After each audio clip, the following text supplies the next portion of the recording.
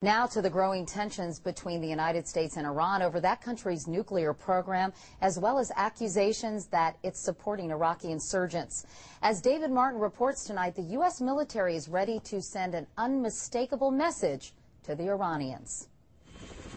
A second American aircraft carrier steamed into the Persian Gulf today as the Pentagon ordered military commanders to develop new options for attacking Iran. New pictures of Iran's uranium enrichment plant show the country's defense minister in the background, as if deliberately mocking a recent finding by U.S. intelligence that Iran had ceased work on a nuclear weapon. Iranian President Mahmoud Ahmadinejad arrived in Pakistan on Monday for a brief visit in which the two countries were expected to discuss Afghanistan and a pipeline project opposed by the United States. Ahmadinejad met Pakistani President Pervez Musharraf and Prime Minister Raza Gilani. A key subject at their meeting is expected to be the pipeline, which Pakistan and India are considering building to import natural gas from Iran. It would run 2,615 kilometers from Iran to India through Pakistan and would initially carry 60 million cubic meters of gas a day.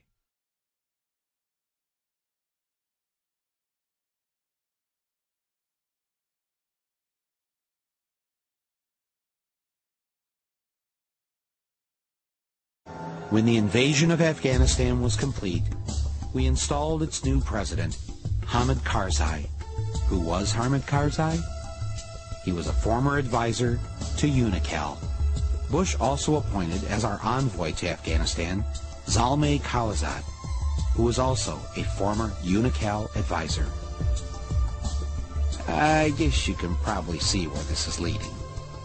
Faster than you can say black gold Texas tea, Afghanistan signed an agreement with their neighboring countries to build a pipeline through Afghanistan carrying natural gas from the Caspian Sea. And who got a Caspian Sea drilling contract the same day UNICAL signed the pipeline deal?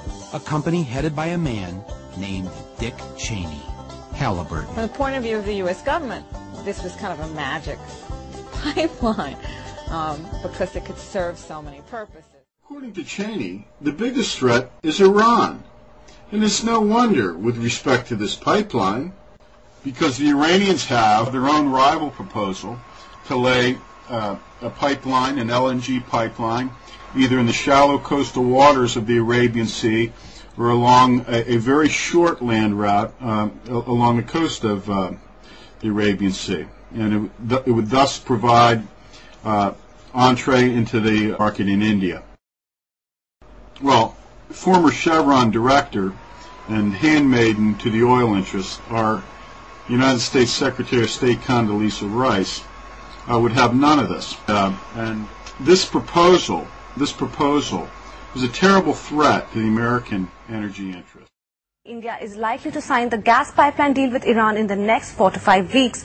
In an exclusive interview to NDTV, Petroleum Minister Murli Deora said India has managed to resolve most differences with Iran and that there is no pressure from the US not to go ahead. He met with the Iranian minister on the sidelines of the Jeddah Oil Summit. It was an unscheduled meeting, but one that has clearly yielded positive results. Mr. Deora was talking to NDTV's Shweta Rajpal Kohli.